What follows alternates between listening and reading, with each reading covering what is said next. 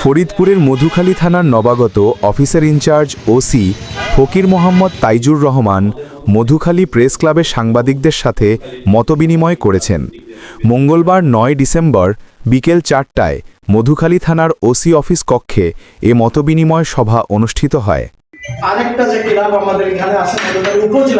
মতবিনিময় সভায় নবাগত ওসি ফকির মোহাম্মদ তাইজুর রহমান বলেন, আপনাদের সার্বিক সহযোগিতা প্রত্যাশা করি।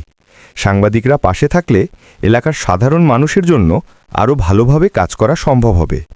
সকল সাংবাদিক ভাই সহ মধুখালী থানার সকল জনসাধারণের সহযোগিতা নিয়ে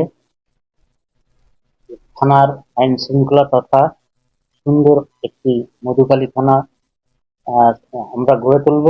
সভায় মধুখালী প্রেস ক্লাবের সভাপতি মোহাম্মদ মনিরুজ্জামান মৃধা মন্নু, সিনিয়র সহসভাপতি মোহাম্মদ শাহজাহান হেলাল, সহসভাপতি মোহাম্মদ মতিয়ার রহমান মিয়া, সাধারণ সম্পাদক মোহাম্মদ মেহেদি হোসেন পলাশ, সাংগঠনিক সম্পাদক অঞ্জন সাহা রানা সহ প্রেস ক্লাবের সদস্যবৃন্দ এবং বিভিন্ন প্রিন্ট ও ইলেকট্রনিক মিডিয়ার সাংবাদিকরা উপস্থিত ছিলেন।